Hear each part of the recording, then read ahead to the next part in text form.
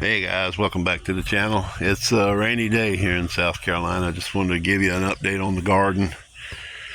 You can tell I'm doing the no trellis system of growing tomatoes, so they're hanging out all over the place here. They love rainy days. Every time it rains, everything just stands up so proud. Look at the squash over here. It said it was not going to be outdone by these tomatoes. Tomatoes have overshadowed the cucumbers and the cantaloupe I have down here. Looks like I'm getting some blossoms on my cantaloupe. That's good to know. Oh, these are peppers here, and I'm getting some tiny bell peppers on them. See right there? That's a pepper. Getting some blooms over here. Lots of tomato blooms. I got some these are Cubanelles down in here. You can't hardly see them because of the tomatoes. This is a Cubanelle. It's got a pepper. Looks like it's got some black mold or something growing on it. I'm going to have to put some stuff on it for that. That sucks. Or I won't. Who knows? Just depends on what kind of mood I get in. Let's check on our squash over here and see how big they've gotten. I hadn't checked them in a couple of days. Let's see. Oh, got something growing down there. Those are tomatoes down in there. All right, where's the squash? There's the squashes. They're getting pretty big. They're still pretty small, but they're getting there. They're getting there. Hope I don't get no blossom end rot. I put lots of lime out. These are different kinds of tomatoes here. They look straggly. You'd think the bigger the leaf on the tomato plant, the bigger the tomato, but that's not the case. But anyway, we've got tomatoes over here. They're going to be growing all over the place. We got some that need water, so the rain. These pots are too small for them. I really need to transplant them into something bigger, but you can see they're wilting over here. They need the rain. These, I forgot what these are. These are either a treat variety or they're the beefsteak tomatoes. Over here in the bucket here, this one shouldn't need water, but I guess tomatoes need a lot of water, so they're wilting. I have to break out the hose and water them down. Yeah, see the soil's dried up enough to pull away from the side. This plant just drinks the water.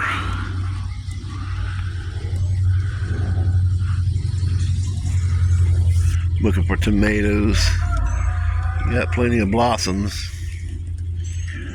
Only a few tomatoes, and then you have to deal with the animals. The chickens like to peck on them through the fence.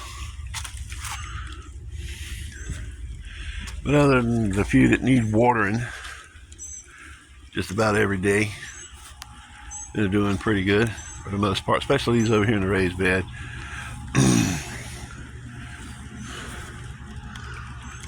I don't really see any. I got a cucumber over here somewhere. I'm gonna have to check on it. Let me find it real quick. All right, there's the cucumber. These didn't get very big at all from the start. Usually I have vines running everywhere. These are a different variety that haven't grown before, so they didn't run all over the place. I've had back surgery, so I haven't been out here plucking the grass and stuff out like I usually do. But we've got plenty of tomatoes everywhere. Anyway, hopefully we'll get some cantaloupes out of this mess, because we got blossoms, so that's good. That's real good. Looks like we might get some peppers, so we'll see. We'll see. Hopefully. Hopefully. Look at that mess. Good thing about these is I can move these over here. They're in pots. Let's go back and check on the watermelon and the corn and the blackberries. All right, y'all. Here's the corn. Corn's looking good. Mine's higher than everybody else's that I've seen planting fields and stuff.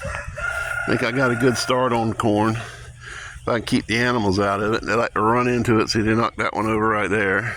So hopefully it'll straighten back up. Down here at the end, I don't understand what's going on down here.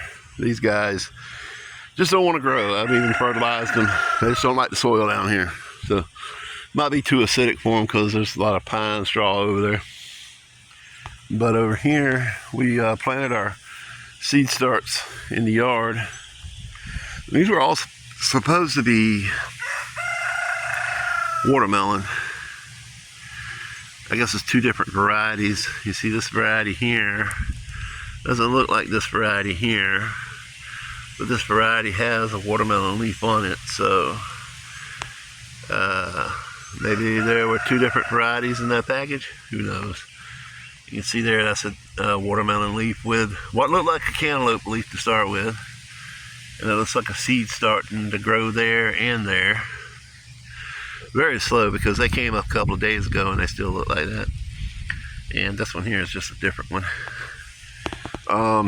This is actually garden soil. And I want you to look. It is nothing more than mulch. Literally, that is garden soil from Tractor Supply. Over here is where we had our potatoes. I dug them up because the plants stopped growing. So they were really small, which is unusual. I don't know if the soil just wasn't rich enough for them or what. And over here we have a blackberry. The old branch started putting out blackberries, and then it just stopped growing too. And I fertilized it and everything, but the canes are coming out. See the canes getting runners on them. I need to top them. Being in a pot, they don't need to be this big. And then there's my mama's azaleas fixing to bloom, y'all. Have pretty white, very fragrant flowers, but they're looking good. Go over here to the blackberries. We've had so many blackberries this year, they're falling off the bush. You can see down here, got two on the ground. The birds have been eating them. Look at that. Give them to the chickens, they love them. They love them. See? Look at that. I usually don't pick them unless they fall off when I go to pick them. Those aren't ready. That one's not quite ready. I got so many of them that I don't pick them unless they're really dark, like that one, and they fall off. They don't fall off easy, I leave them. See up here you got one that the bird ate. Pick it and give it to the chickens.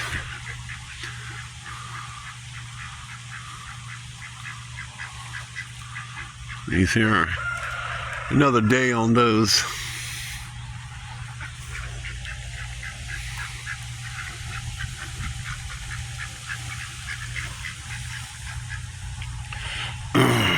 People are always amazed when they see my blackberries. They're like, how do you get them so big? And I tell them, well, it's the variety of blackberry. These are Primark Freedoms. And they grow huge. I learned about these from, that one wasn't ready, from Texas Prepper 2 on YouTube. He's talking about how nice they were. And they're literally as big as your thumb. And that you get 2 crops a year. And they're thornless. They don't have any thorns on them, as you can see, you know. And, oops, that just fell right off in my hand.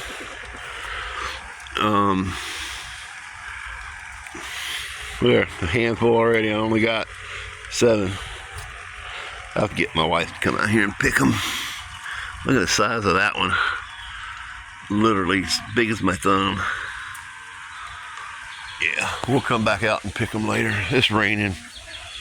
I mean, look at these. Oh my goodness. Oh my goodness. Look at that one. Look at that one. That'll fall right off too. There. Just fall right off. And they're just getting bigger and bigger.